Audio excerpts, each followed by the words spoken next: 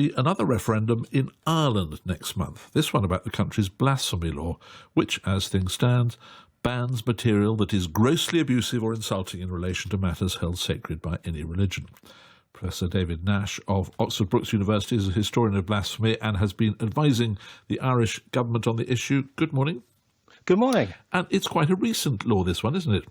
Yes, indeed. It's really only 10 years old. It was brought in to address issues of multiculturalism because it was felt that the 1937 Constitution really did everything to protect the Catholic Church and no other religion. So this was the sort of thinking behind it. I believe that Stephen Fry, somebody tried to have a go at him when he was rude about God on television a couple of years ago. But apart from that, it isn't very often used, is it? No, that's the only attempt to use it. And that actually fell foul of a number of problems.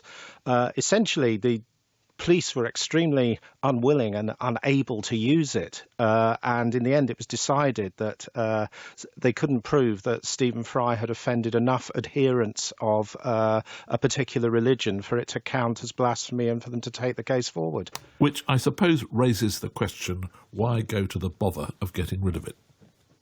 There are very, very good reasons for getting rid of it. It has a chilling effect on broadcasting and publication in Ireland, and a number of people regularly have to self-censor themselves about things they might say.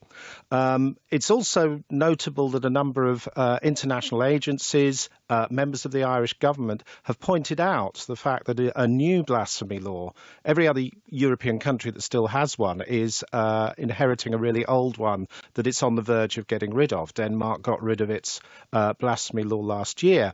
But this is a brand new law, and as a brand new law, it basically gives countries throughout the world the opportunity to say a new law functioning in a modern Western country means that we are quite entitled to have blasphemy laws of our own, laws that are quite often far more dangerous and far more draconian than this Irish blasphemy law.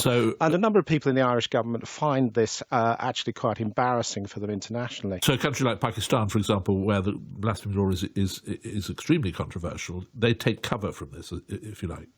Certainly, this is something that's been said by a number of observers, including the UN Special Rapporteur on Freedom of Religion, Heine Bielefeld, who is very keen to note that all countries should be moving away from the use of blasphemy laws per se. And very briefly, do you think there's any doubt about whether this will get through in the referendum?